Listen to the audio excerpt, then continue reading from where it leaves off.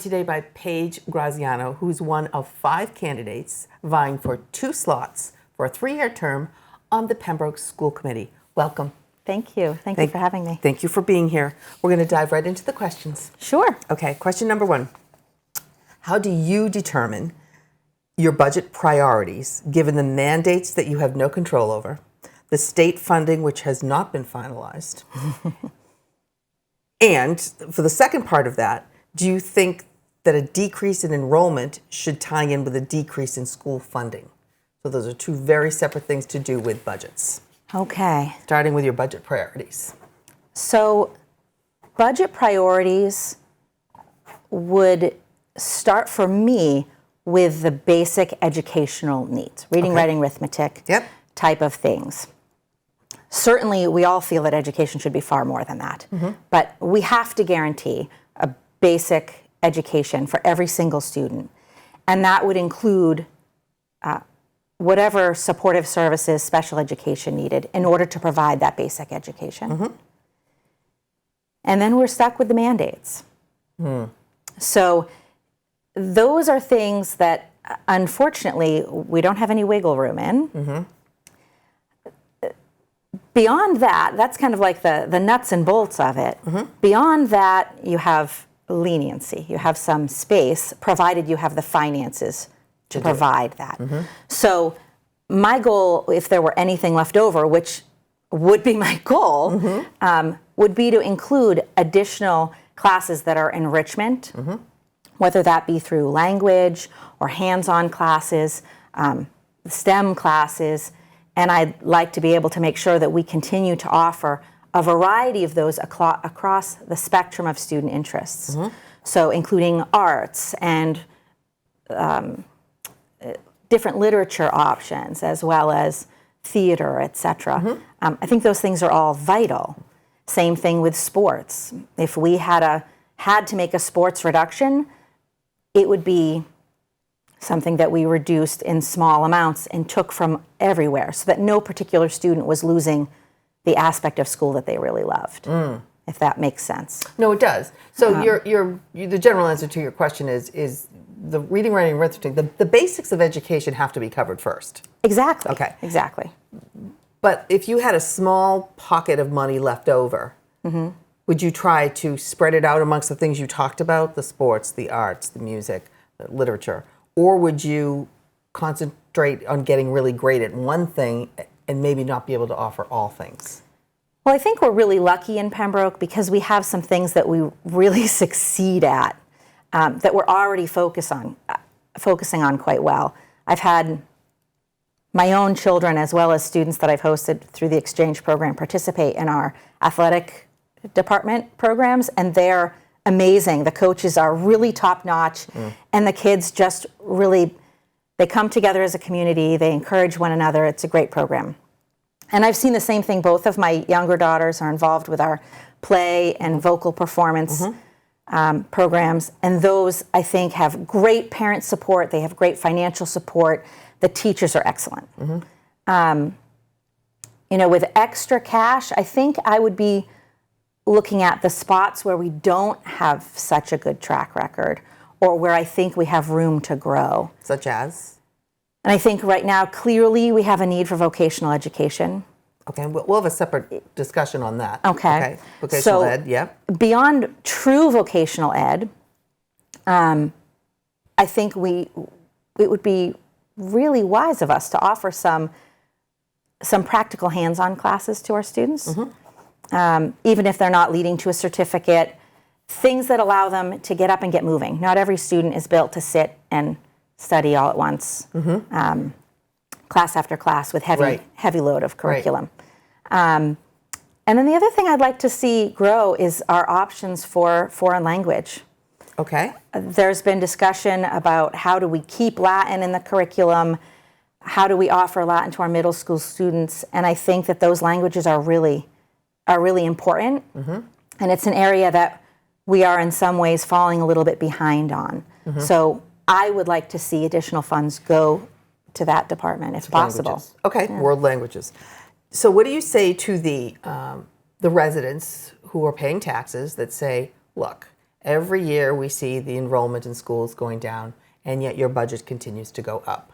Valid point from where they sit. How do you address that concern? I think that is a very real concern. Many people know that I have homeschooled my own kids. My kids have been in the public schools and then out of the public schools and then back in the public schools. Okay. I was the co-chair of a very large cooperative homeschooling group, and we see a lot of parents pulling their kids from school. Mm-hmm. And there are a lot of reasons for that. Okay. Some of which are inability to meet special needs requirements for students. Okay. Students don't have the access to the vocational type of education, the hands-on schooling. Yeah. We see a lot of issues with bullying, lack of tolerance of differences. And then a lot of families don't feel that the schools support their own beliefs, that the schools are deviating and, in fact, are teaching something other than what they would like their students to be learning. Okay.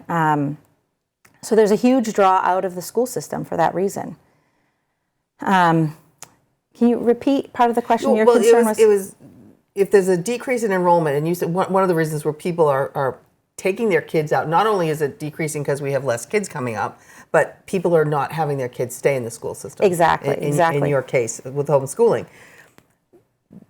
Pretend there was none of that, and it was just a decrease of students, or for either case. Either reason, why does the school budget continue to go up?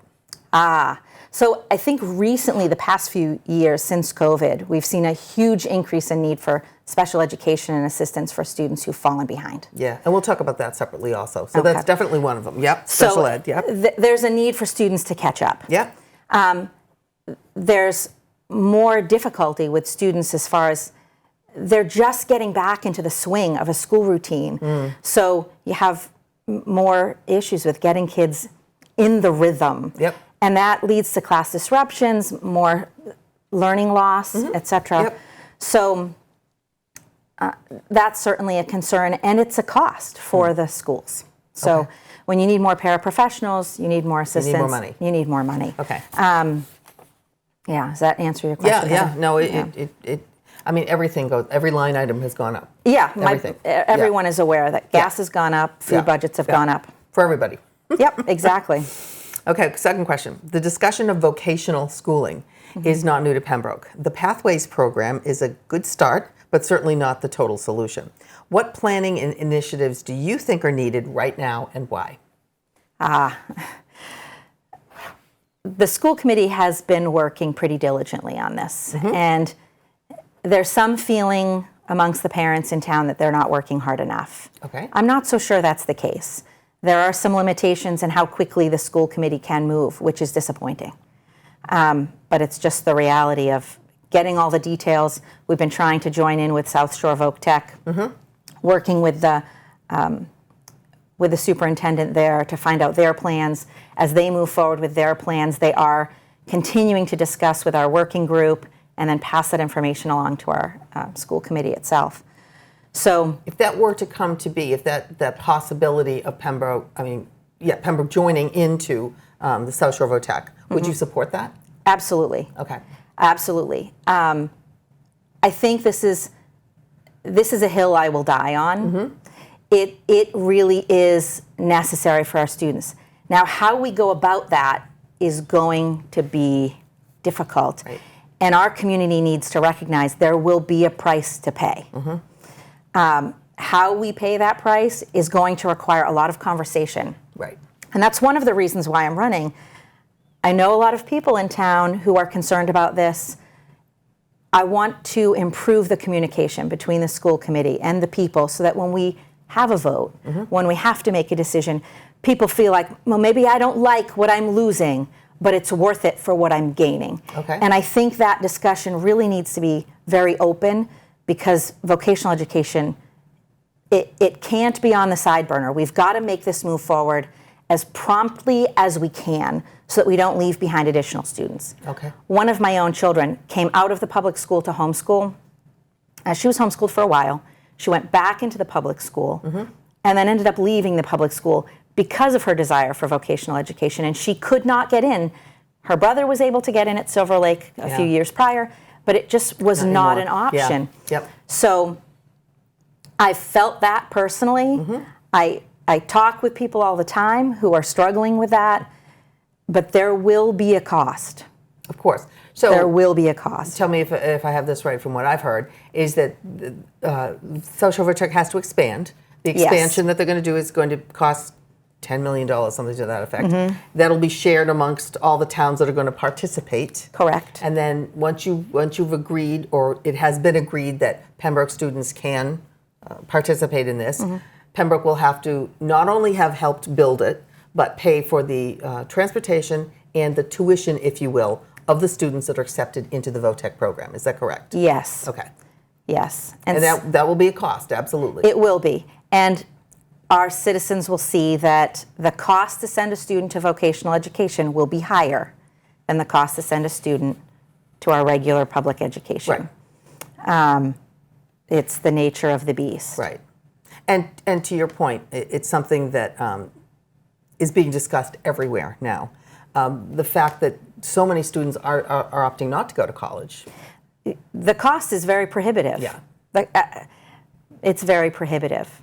So you're absolutely all in for trying to do everything that the town can do to move forward into vocational schooling. Without any doubt in my mind. Okay, excellent.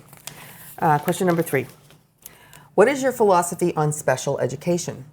Do you believe that the uptick in students requiring additional services is an anomaly or the future of K through 12 in Pembroke?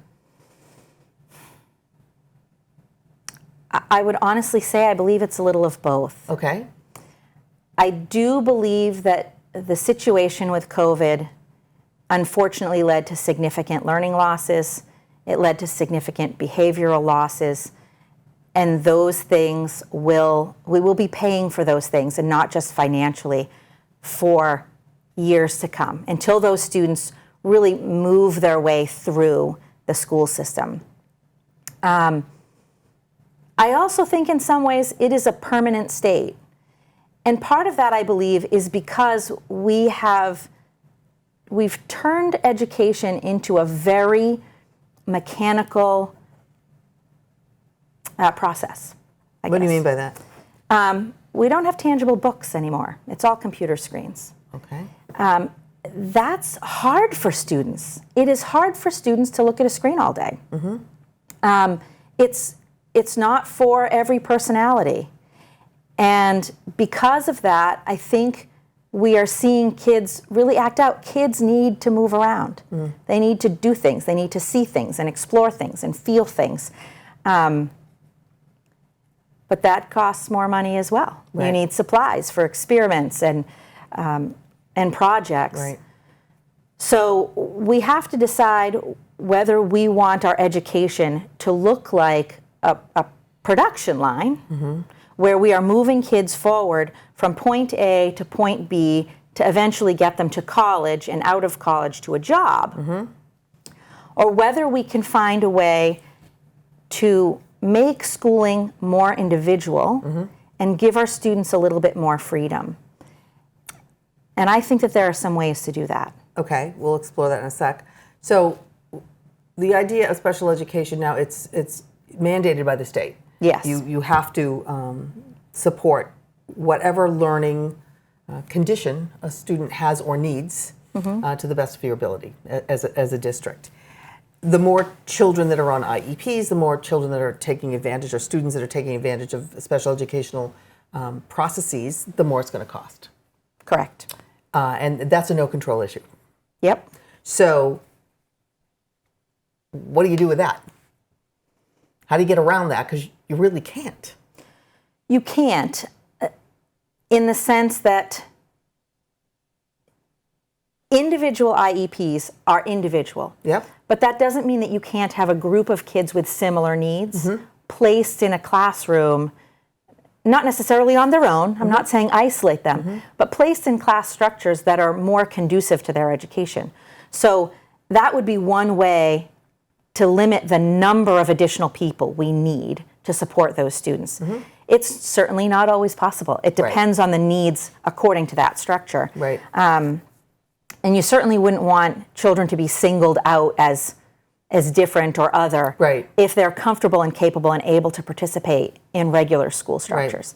But I think that there are ways to work together with families and students to try to do that when possible. Okay. Let me play devil's advocate for a sec. A student, let's say, is costing the district $500,000 a year. They have to go to out of district. They need transportation. This is what they need to get their education. It's $500,000 a year for one student. You could maybe take 100 students and give them a new program for that same money. Exactly. So for it's a point. It's an understandable point that people are making. Is there any answer to that, or is that this is the way it has to be? I think the only solution to that is good conversation with our representative support and talking with the state and working with the state and using the pull that we have with the state to try and adjust the structure of how special ed is paid for. And funded. And that's something I love to talk to people. I am more than willing to go to bat. And part of the nature of being on school committee I see as is being an advocate at whatever level that is necessary. Right. So if that's something that as a school committee or as a group of parents supporting special education, we want to go and stand in front of a representative, et cetera, I am all for that, and I am happy to be that voice because it is difficult. One of the things that we've talked about at school committee meetings is we have a set aside, and I forget the exact term for it, for special education needs, because we could have a student move in to our town tomorrow who has a huge financial need, and it's not in our budget. Right. So we have these set-asides to help buffer some of those changes. Yep. But we could have 5 students of that nature come in the next week, and that's a huge draw for us. That's completely unexpected and can't be planned for. So I think there are a lot of things that need to be done at a state level that I would like to see our school committee continuing to advocate for and really gathering with other school committees, with family members, to really change the way some of these things come down. Hopefully that would be helpful. Okay. Fourth question. There are often, very often, 2 different sides to subject matters that come before the school committee. An example, in January, there was a public meeting that was held in the high school in regards to political and social advocacy. Yes. How it's done now, how it might be changed. Did you attend that? What did you think of it? What is your opinion on that subject overall? I did attend. I believe that it is very important for classrooms to remain, or to become, if they are not, spaces where all viewpoints can be expressed. Certainly, you and I could both say some of these viewpoints are ludicrous. Whatever the topic, whatever the side is, it's common that people will feel one idea is completely out of the range of normal human behavior or thought processes.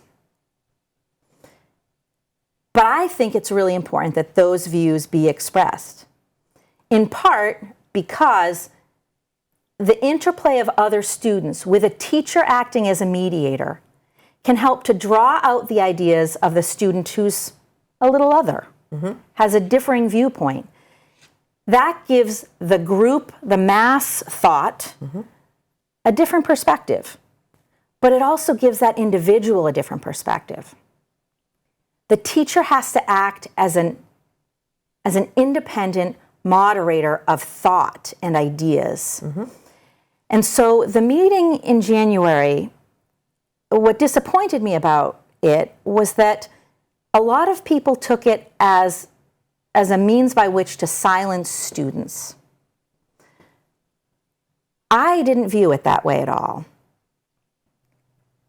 I saw it as a way of trying to encourage a neutral classroom. If I'm a student in a classroom who has a belief that's maybe a little different, we live in a state that's primarily Democratic. But let's say I'm a pretty right-leaning person, and my teacher has put up things that are more Democratic-leaning, and I'm asked to write a report on something,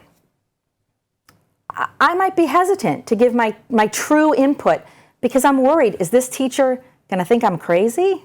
Is it the teachers, though, is it the teachers that are putting things up in classrooms that fostered this potential change in policy, or is it anybody, with students, groups, anybody putting something up in classrooms? My understanding of the whole issue was that it was the teachers, that we were trying to make sure that teachers were not taking a really overt stance on any particular topic. That's how I would interpret it. I saw this as a means by which students would have more opportunity to speak and hear more varied opinions. And I think that's really, really important. Right. Especially when a teacher has the ability to create references, to give you somewhat subjective grades on your writing assignments, etc. That's how I viewed it. Yeah. That doesn't seem to be how most people viewed it. Yeah. And I certainly won't say that I agreed with the policy draft as it was written. But I do agree with the spirit of the draft that neutrality in the schools by the administrators is really important. And you're right, because I've asked a lot of people of what they took away from that meeting, and there's a whole bunch of different opinions on what it was all about. Yeah, most definitely. Which is like we all watch the same meeting, but that just shows you that there's different perspectives for everything. And it came down to the final vote was there will be no vote, there will be no change. There is an existing policy, and it will stay the way it is. And did you think that was an adequate way to end that?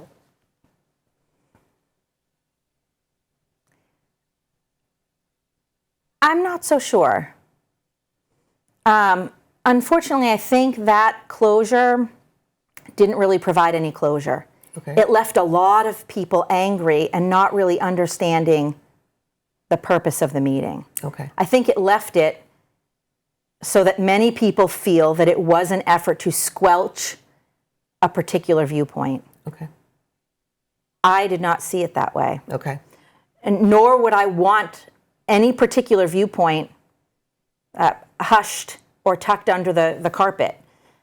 That was exactly why I thought the policy was important. It's because I didn't want alternate or differing viewpoints to be suppressed in the classroom. Okay. I want more discussion in the classroom, not less. All right.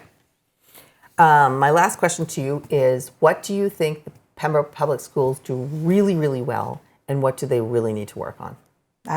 Really well. We've already touched on a little bit of that. Yeah. So the sports programs are really amazing. In particular, I've had a lot of experience with the cross-country team and the track and field team, and those coaches they just really rock it. I don't know how else to say it. And our music program is it's top-notch.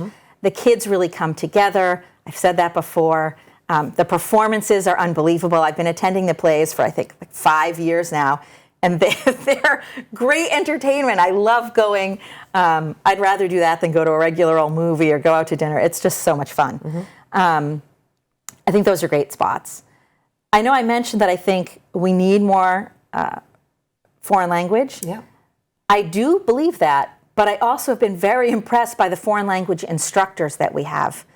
When I speak with the teachers in the school at my students' conferences and such, I have been completely impressed by the teachers in the foreign language department in particular. I'd like to see them have more support. Okay. I think those are probably the big ones. Okay. Yeah. Sounds good. Okay. So you're going to now get 2 minutes to tell constituents out there why they should vote for you for school committee. Okay. Thank you so much. Yep. Thank you for inviting me here to speak with you tonight. It's been my honor to get to know many families in Pembroke, whether it be through my farm, 4-H, Scouts, church, exchange programs, and my work here in town as a veterinarian over the past 23 years. As you consider who to entrust with your vote, I would ask that you consider the practical understanding that each candidate will bring to the table.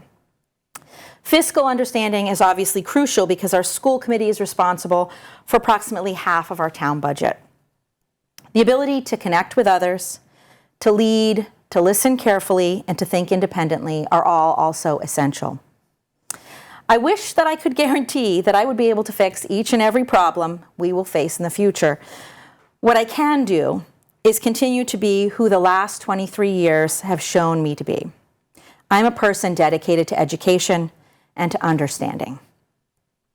Throughout my life, I have intentionally put myself in situations where I could grow my understanding of others, whether by going on an exchange program to the Soviet Union when it was still a communist nation, by doing veterinary missionary work in rural villages of Zambia, where I was the single white woman that they had met over many, many moons, or whether it was by hosting exchange students into my home from varied locations and religious backgrounds. It's my goal to encourage open discussion between groups, to find common ground, and to use creative methods to provide quality education to all of the students in our district, no matter how they describe themselves. Each of our students has a unique talent and traits meant to bless this world, and I want to encourage our schools to do that for every student. I am for vocational education, and I will fight doggedly to ensure that our students have that access. Thank you.